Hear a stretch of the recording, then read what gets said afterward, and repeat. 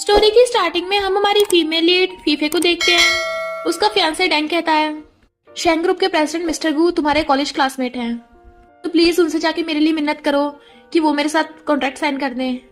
तुम्हें पता है मेरी कंपनी कितनी प्रॉब्लम में है, अगर ये कॉन्ट्रैक्ट नहीं मिला तो मैं बैंकरप्ट हो जाऊंगा। अब सिर्फ तुम ही मेरी हेल्प कर सकती हो। फीफे कहती है, पर मैं अकेली अंदर नहीं जा सकती।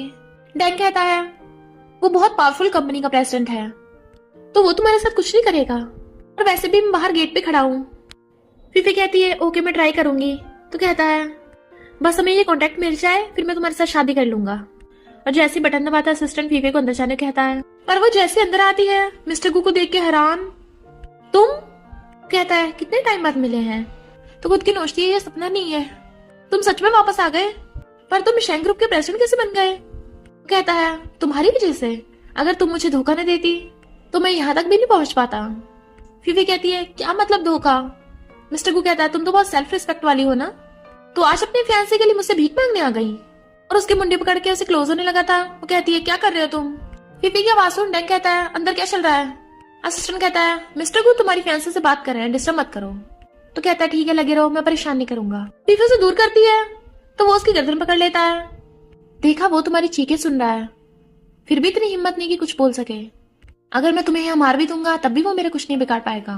फीफे कहती है, तुम पागल हो गए हो, छोड़ो मुझे। कहता है, मैं पागल हूँ? और तुम्हारे फियांसे ने तुम्हें मेरे बेड पे भेजा है, उसका क्या?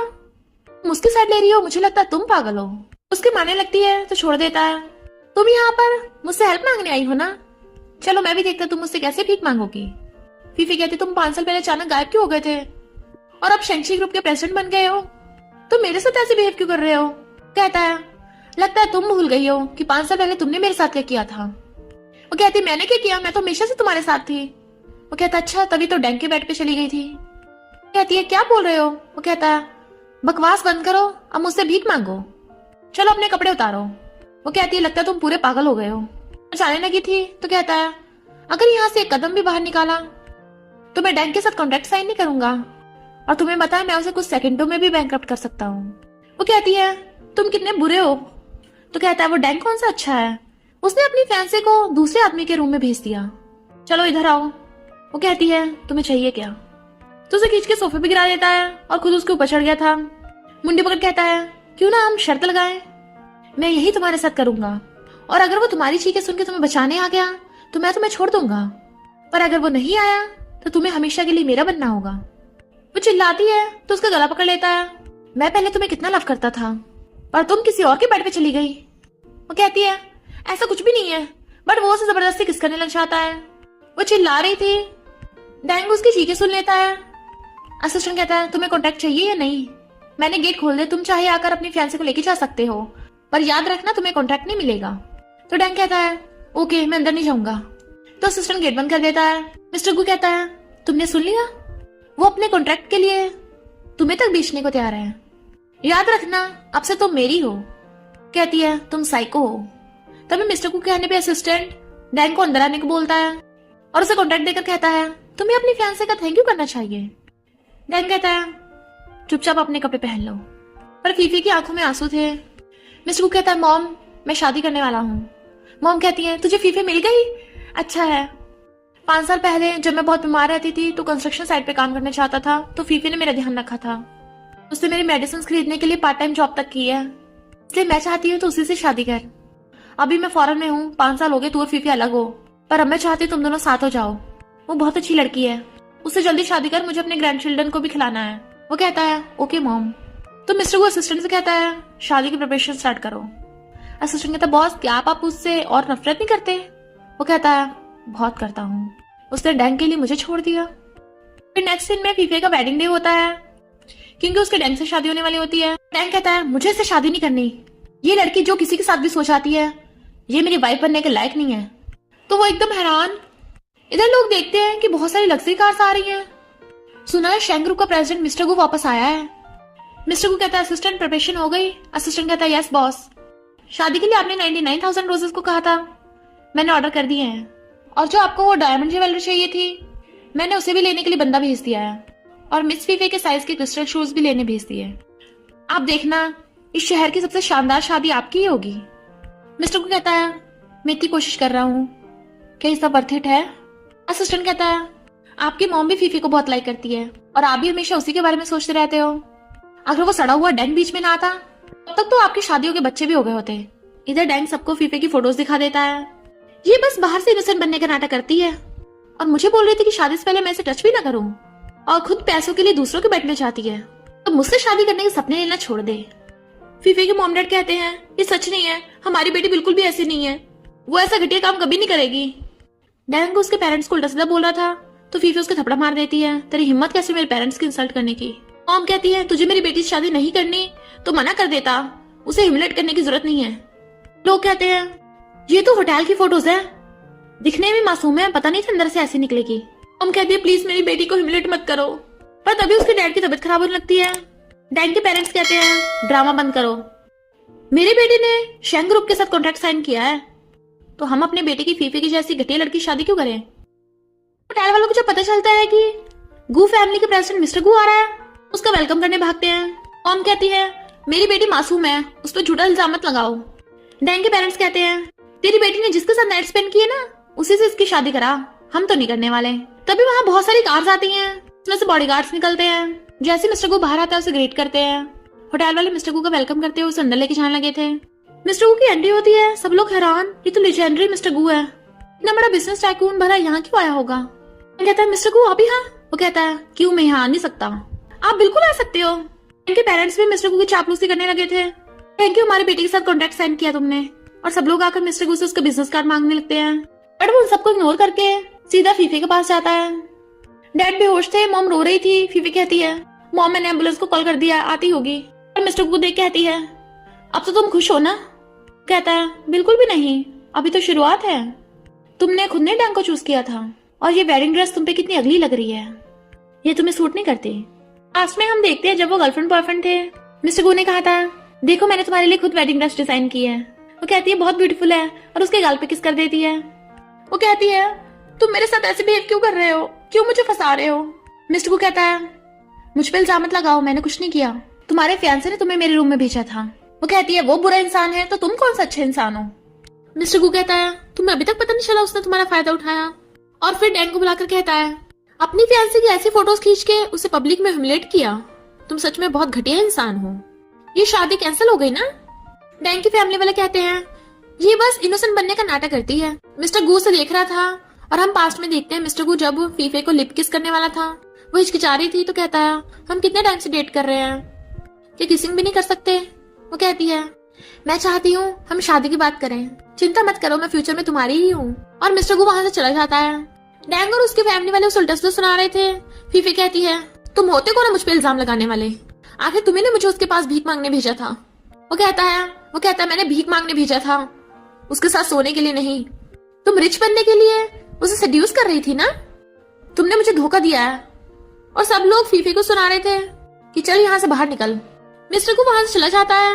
असिस्टेंट कहता पता नहीं था वो डैंग इतना शेमलेस होगा, गिरा हुआ खुद है और इल्जाम फियांसे पे लगा रहा है, बॉस आपको उसे सबक सिखाना चाहिए।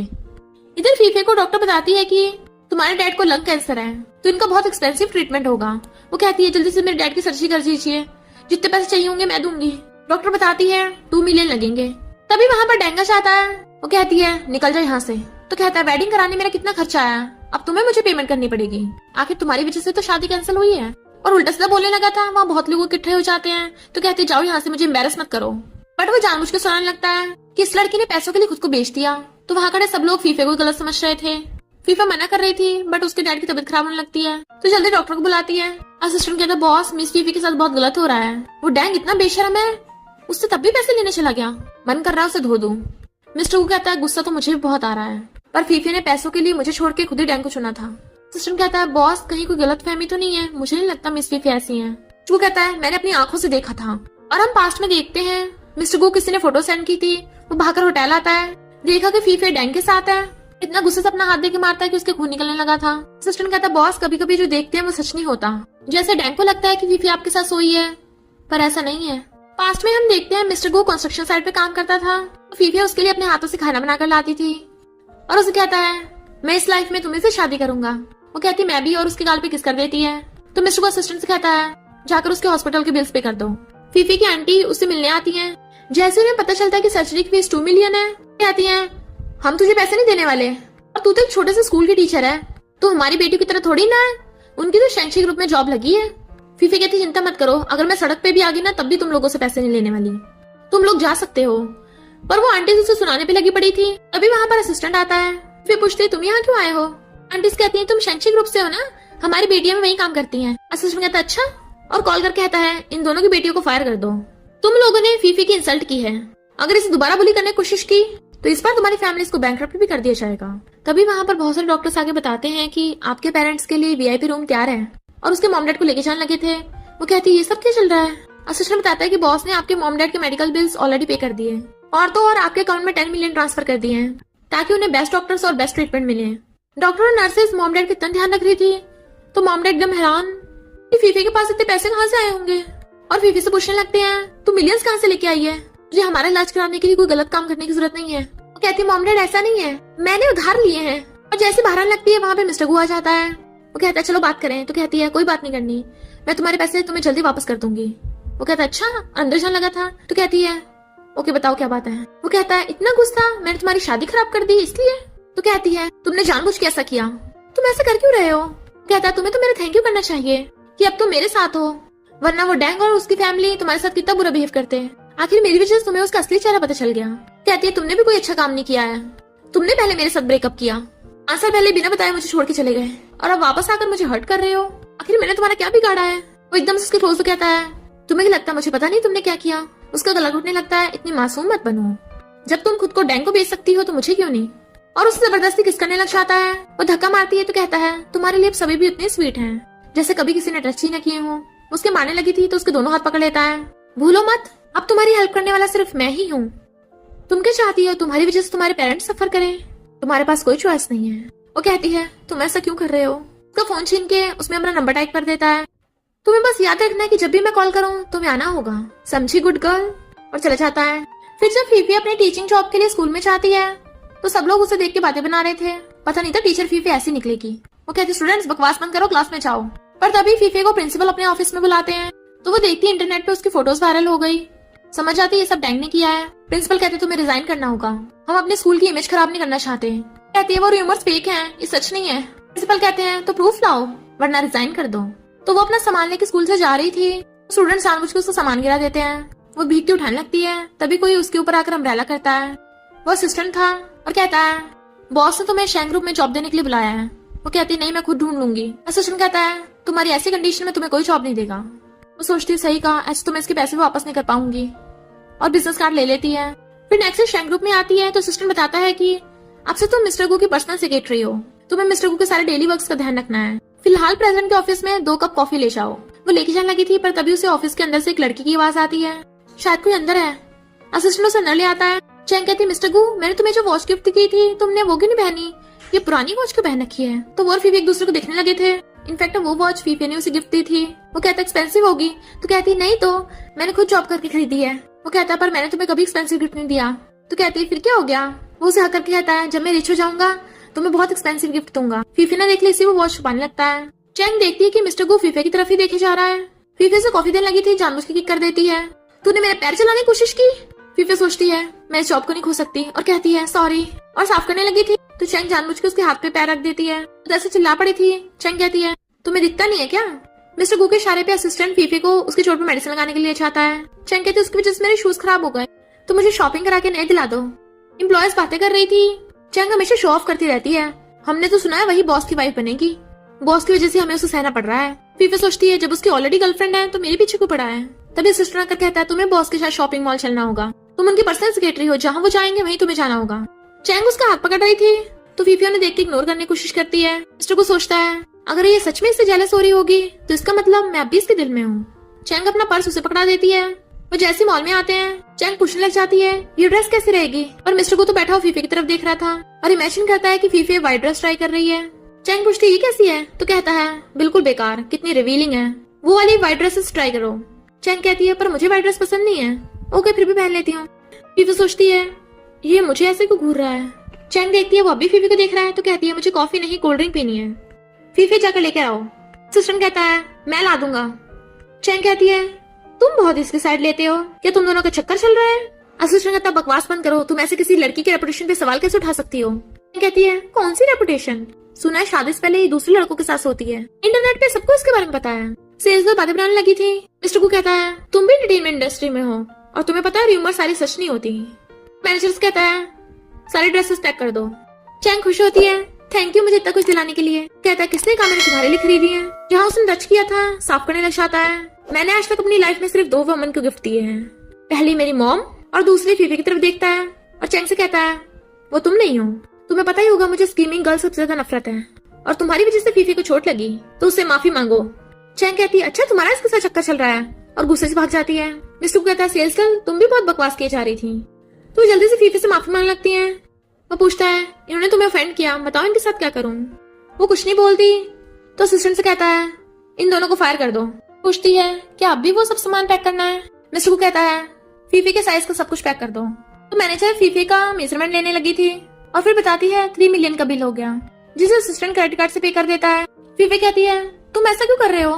मिस्टर को कहता है अगर मेरे पास डॉग भी होगा मैं किसी को उसे भी नहीं बुली करने दूंगा और तुम तो मेरी पर्सनल सेक्रेटरी हो और तुम इतने पुराने कपड़े पहन के आती हो।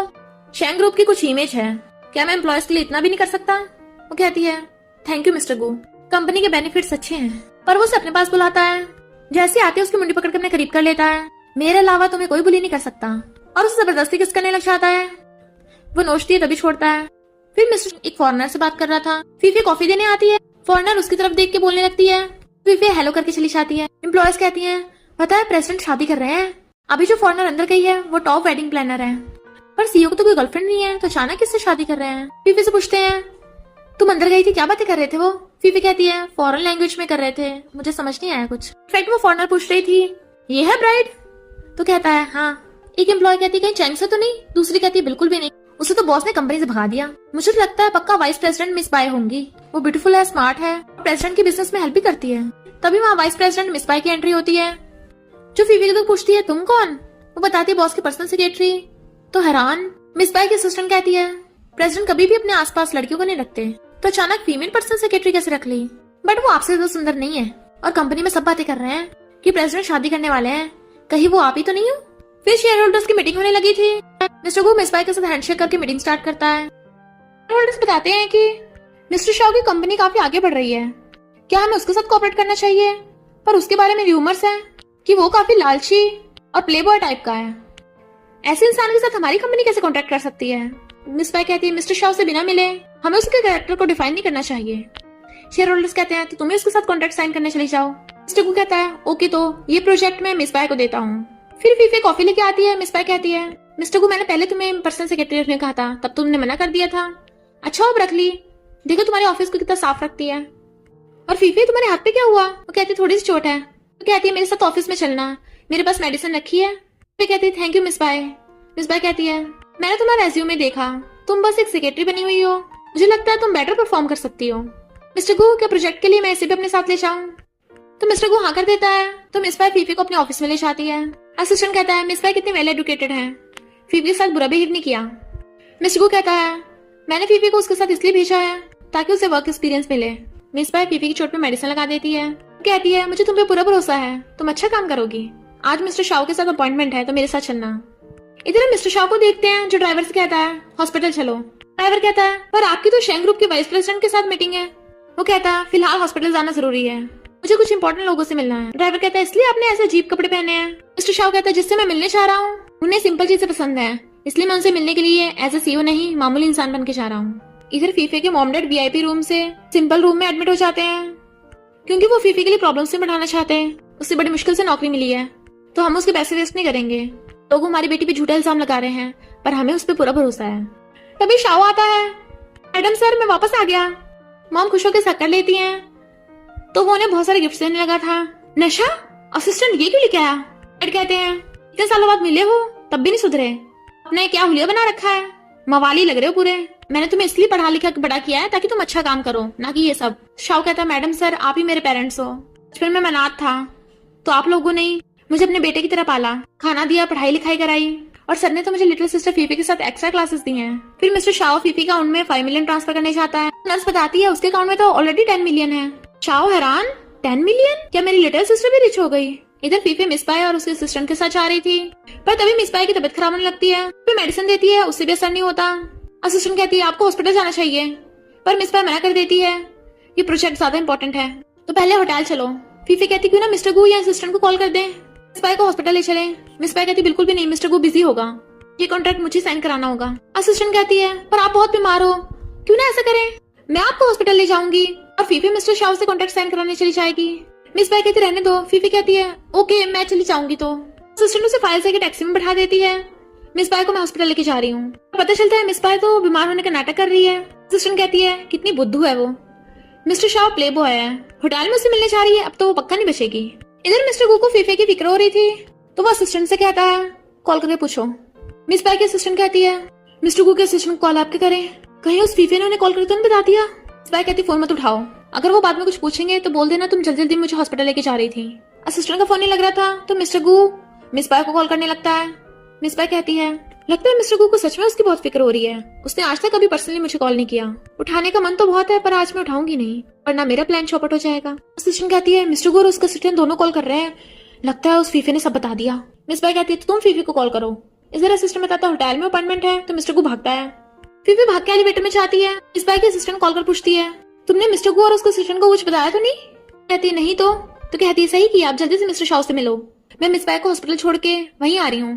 पर तभी एलिवेटर में कुछ गड़बड़ होती है। मिस्टर गू फीफे कॉल कर पूछता है तुम कहाँ हो, बताती है एलिवेटर में। नेटवर्क खराब होने की वजह से दोनों की एक दूसरे की आवाज नहीं आ रही थी, तो मिस्टर गू से मैसेज करने लगता है कि वहां मत जाना। पर जैसे फीफे जाती है कोई उसे पकड़ के अंदर खींच लेता है। मिस्टर गू बहुत गुस्से में था। तभी मिस पाई के असिस्टेंट उसके असिस्टेंट कॉल कर बताती है कि मैं मिस पाई को हॉस्पिटल लेके जा रही थी, इसलिए फोन नहीं उठा पाई।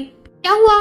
मिस्टर गू कहता है यानी तुमने फीफे को अकेले होटल भेज दिया। असिस्टेंट कहती है मिस पाई की तबीयत खराब हो गई थी ना, तो फीफे ने बोला था कि वो मिस्टर शाह से हैंडल कर लेगी। मिस्टर गू कहता है तुम्हें कल से काम पे आने की जरूरत नहीं है, और फीफे को कुछ हुआ ना मैं तुम्हें नहीं छोड़ूंगा। इधर मिस्टर शाह अपने बॉडीगार्ड्स को डांटता है तुम लोग अंधे हो क्या, ये कोई ऐसी वैसी लड़की नहीं है, मेरे सर की बेटी है, मेरी लिटिल सिस्टर, आंखें खोल के देख लो, इसकी रिस्पेक्ट करनी है।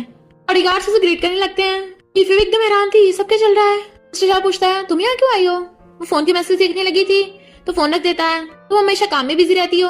फीफे कहती यकीन नहीं हो रहा कि तुम ही कंपनी की सीईओ मिस्टर शाह के बारे में सब बोलते हैं कि उसका कैरेक्टर खराब है, प्ले बॉय है। शाह कहता है ऐसा नहीं है, मैं बस थोड़ा फ्लर्टी हूँ। वो फोटो मिला के हंसने लगती है।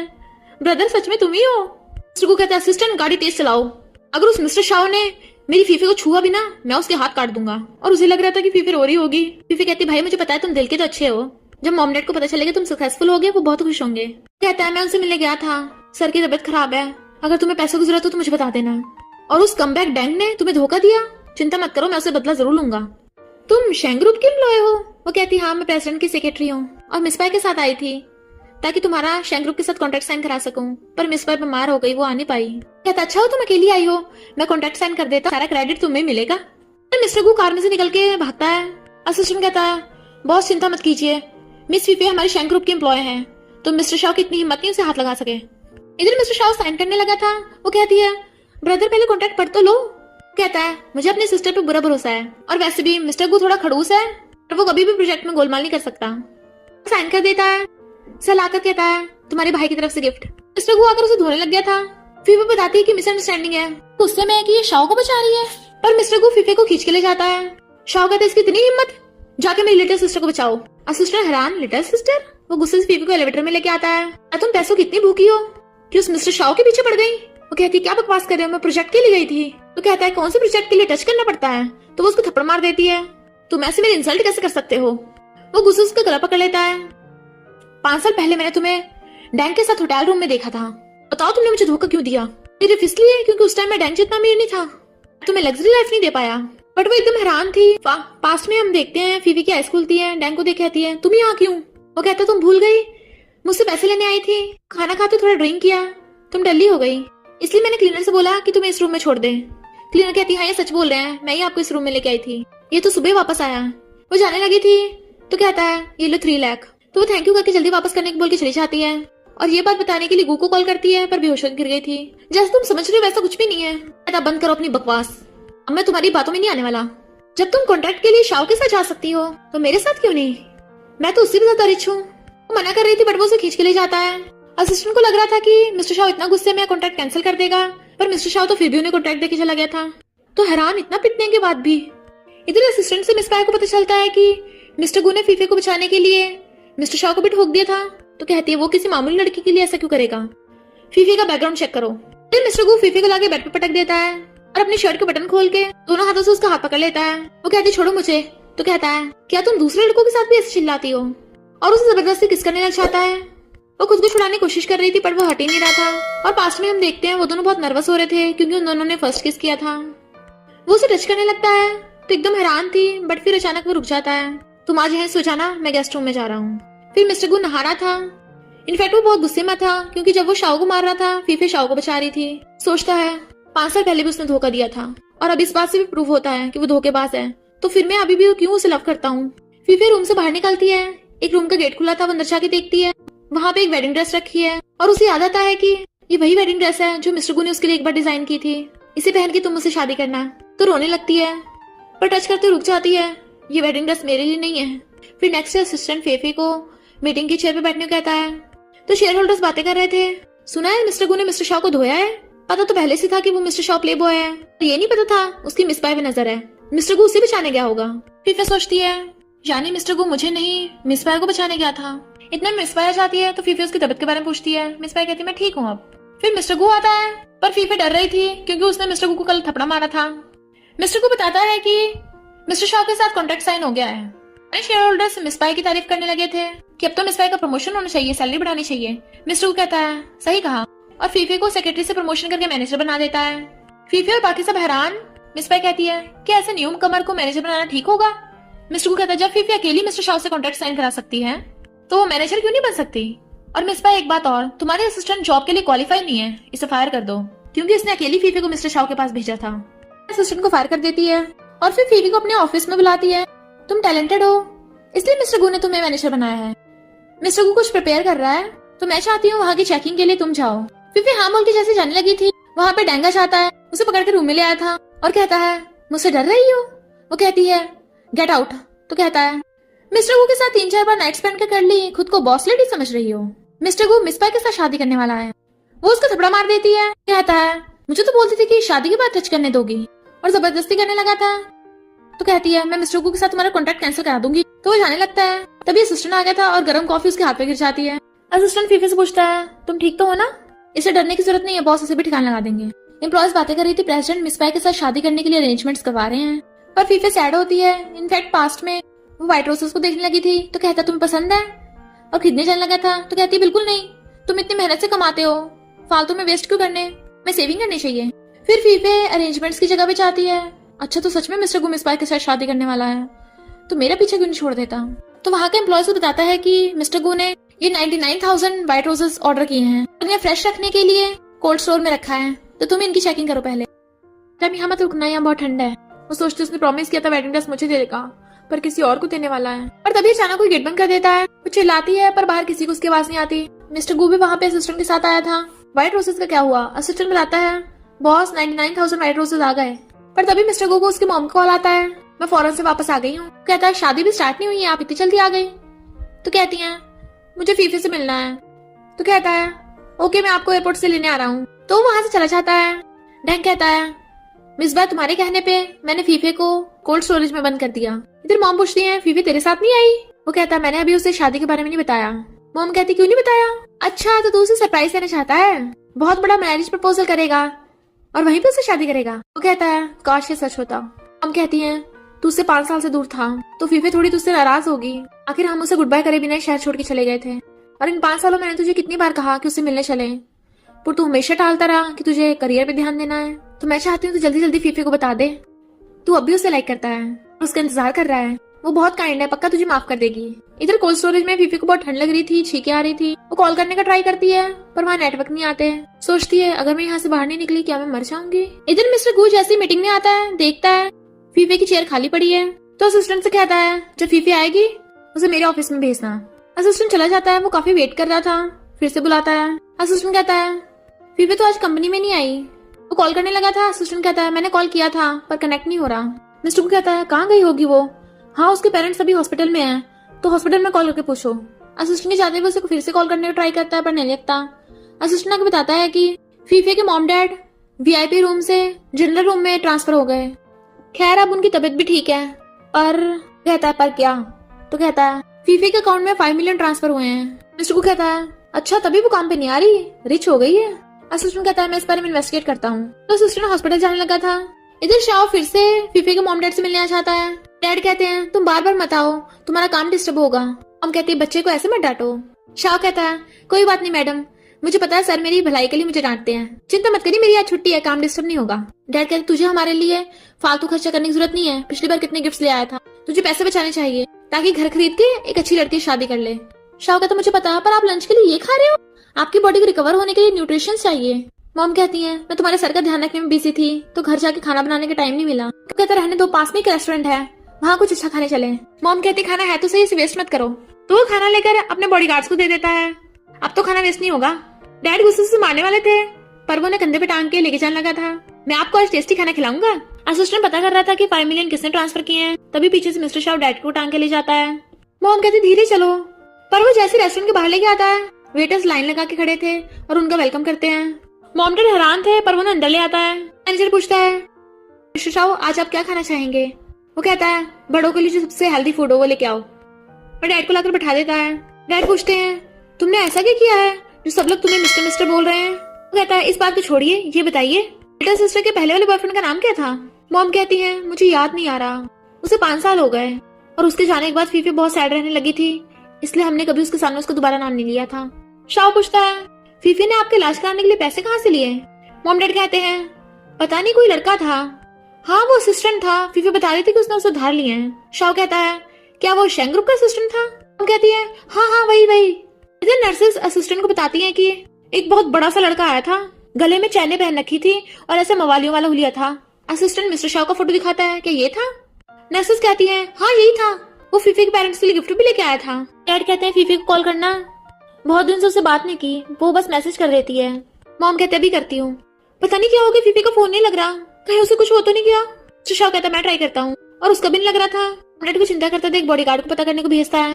सर मैडम चिंता मत करो, मेरे होते फीफी कुछ नहीं होगा। पर क्या फीफी की किसी से लड़ाई हुई थी? डैड कहते हैं उस कमबैक डैंग के अलावा फीफी का कोई दुश्मन नहीं है। मॉम डैड रो रहे थे तो कहता है चिंता मत करिए, मैं अभी फीफी को ढूंढ के लाता हूँ। असिस्टेंट आके मिस्टर को बताता है कि फीफी के अकाउंट में 5 मिलियन मिस्टर शाओ ने ट्रांसफर किए थे। तो बहुत गुस्से में, तभी तो मैंने उसे मारा था फिर भी कॉन्ट्रैक्ट साइन करके दिया। इसका मतलब फीफी और उस असिस्टेंट का बात वो नहीं है, वो फीफी के डैड का स्टूडेंट है और मैंने मिस्टर शाओ को फीफी को लिटिल सिस्टर कहते सुना था। इसलिए मैंने हॉस्पिटल में पूछताछ की तो पता चला है कि मिस्टर शाओ ने फीफी के मॉम डैड को काफी गिफ्ट्स दिए हैं। इनफैक्ट मिस्टर शाओ बचपन में अनाथ था तो फीफी के मॉम डैड ने उसे अपने बेटे की तरह पाला और उसे पढ़ाया लिखाया, इसलिए मिस्टर शाओ फीफी के मॉम डैड को अपने पेरेंट्स मानता है और फीफी को लिटिल सिस्टर। मिस्टर को कहता अच्छा तो ये बात थी और मैंने गलत समझा, पर क्या फीफी हॉस्पिटल में मिली?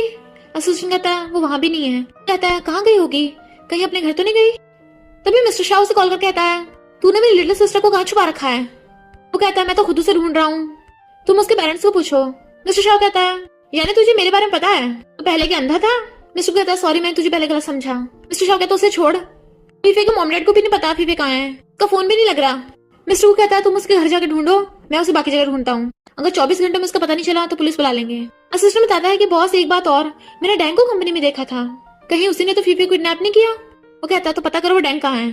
मिस पाई देखती है मिस्टर को गुस्से से अपने बॉडीगार्ड्स के साथ कंपनी से बाहर जा रहा है तो वो डैंग को कॉल करती है तुम जल्दी फौरन भाग जाओ।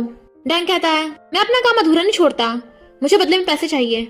मिस पाई कहती तुम पागल हो गए हो, वो फीफी मिस्टर गू की फर्स्ट लव है। मिस्टर गू सीईओ बनने से पहले से फीफी को जानता है और अगर उसे पता चला तुमने फीफी को कोल्ड स्टोरेज में बंद कर रखा है तो तुम मारे जाओगे और मुझे भी फंसवाओगे। डैंग कहता है मिस्टर गू उसका बॉयफ्रेंड है, उसका बॉयफ्रेंड तो एक पुअर था, पहले मुझे 20 मिलियन ट्रांसफर करो फिर मैं उसे छोड़ूंगा, मैं भी कोल्ड स्टोरेज रूम में जा रहा हूँ। वो कहती तुम वहां पे क्यों हो? तो कहता है चेक करने की फीफी मर गई है जिंदा है। तो कहती पागल हो गए, निकलो वहां से। वो कहता है मिस्टर गू ने मेरी कंपनी के साथ कॉन्ट्रैक्ट कैंसिल कर दिया है और मैं बैंकरप्ट हो गया हूँ, मेरे पास एक चमन्नी नहीं है, तो मैं पैसे लिए बिना उस फीफी को नहीं छोड़ूंगा। फोन काट देता है तो मिस पाई भागती है।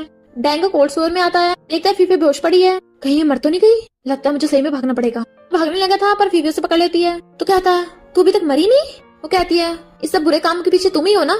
तो कहता है तेरी वजह से मैं बैंकरप्ट हो गया हूँ और तू मिस्टर गू की फर्स्ट लव है तो तेरे बदले मुझे बहुत पैसे मिलेंगे, क्योंकि वो मिस पाई ने तुझे किडनैप तो करवा दिया पर अब वो मुझे पैसे नहीं दे रही। वे हैरान, मिस पाई भी तुम्हारे साथ मिली हुई है? मिस्टर गू ने बताया कि उसने 5 साल पहले तुम्हें मेरे साथ होटल में देखा था, वो सब क्या था? डैंग कहता लगता तुझे याद नहीं है, उस टाइम तो टल्ली नहीं हुई थी, मैंने तेरे ड्रिंक में नशा मिलाया था। पर तू तो पूरी तरह बेहोश ही हो गई। फिर मैंने सोचा ऐसा तेरे साथ खेलने में मजा नहीं आएगा।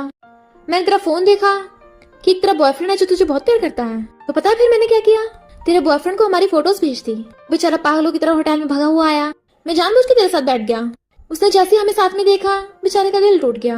तो मैंने सोचा तू ऐसे तो खुद को मेरे हवाले करेगी नहीं, इसलिए मैं तुझे शादी करने को बोला।